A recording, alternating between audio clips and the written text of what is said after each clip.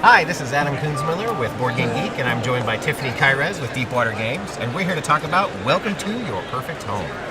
So, actually, a friend of mine was just talking to me excitedly about this game right before you showed up, so I'm interested to hear more about it. What can you tell me about Welcome to Your Perfect Home? So Welcome to is a roll and write. There's no dice, so we like to call it a flip and fill. So we have cards instead of dice that are the randomizers. Every player is going to have their own player sheet, and in the second printing that we did, there's tiny little adorable pencils. Tiny little cuteness. So each player is going to have their own player sheet. There are 100 player sheets in the box, so you can play 100 people all at once, or you can play one person. The game, or anywhere in between. The game supports as many players as you would like to play with. So 1 to 100 times the number of copies you own. Exactly. Or we have the player sheets available online. They're on BGG, and you can download them and print them off. There's also an app, so if you want to play on your phone or iPad. So the important part is however many people need to play, they need to be able to see these cards. So these cards are the randomizers, and every round you are going to select one of the columns that you want to use. And so you must always select a house number to write. And so I would be like, oh, I want the 3. And I would write the 3 on one of my houses. Then I may use the bonus action that is associated with that card. So because I did the 3, I only have the option of using this bonus. Whenever you use a bonus, it modifies your neighborhood in some way. It does an improvement in the neighborhood. Because in this game, we are 1950s American suburban developers. It's the baby boom years. Babies are going to be booming. They need houses. So you're trying to get the best suburb in the town. And so if you use the bonus actions correctly and I don't know, trickily, you can get the city's award for the best suburb.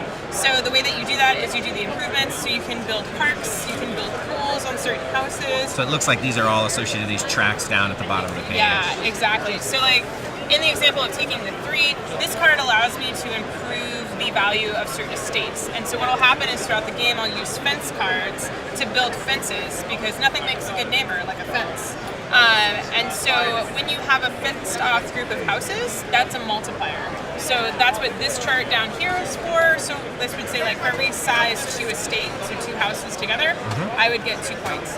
But I can use this bonus action to increase.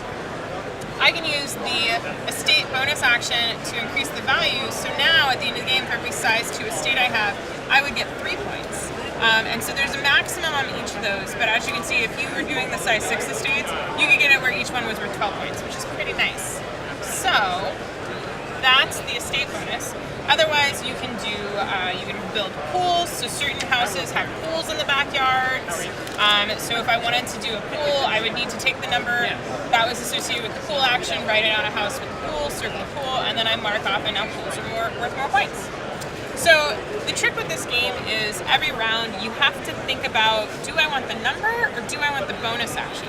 Because maybe I don't really want to improve my estates. I really want a pool, but I don't want an 8, because the numbers go from 1 to 15, and 8 is the most common, and it's a bell curve. And if on any round you can't write a house number on your sheet, you take a permit refusal, so you don't get any points, and if you get too many of those, you lose points.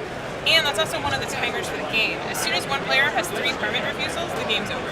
And during your turn, when you picked, this column, is that affecting the other players? Does that change for the next player at all? Nope. The only player interaction in this game, and these are actually the wrong way, the only player interaction in this game are these city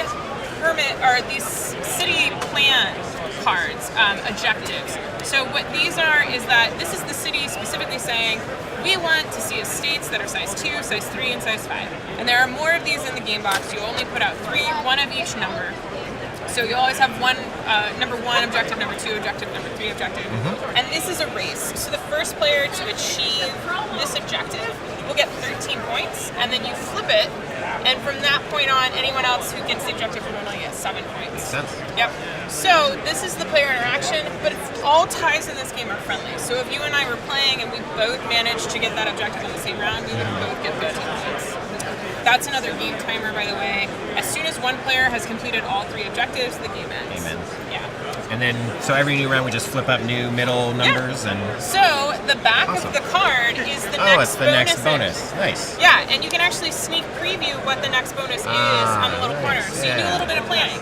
Because really, people think when they first sit down to play this game, it's about the numbers. It's not about the numbers. It's about the bonuses. Yeah. And the interesting bit is the combination between the discard and the next number and what that combo is. Because, like I said, I mean, a little insider strategy tip.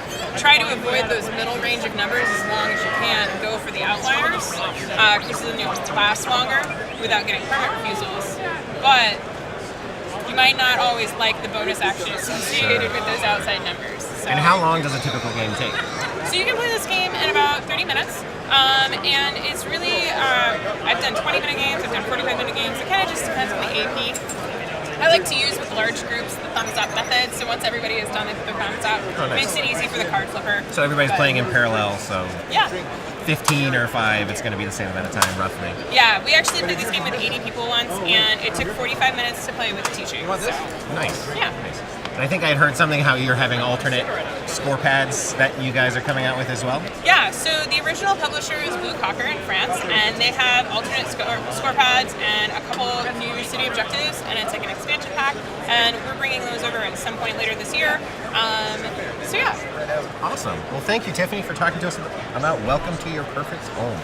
thank you. That's great.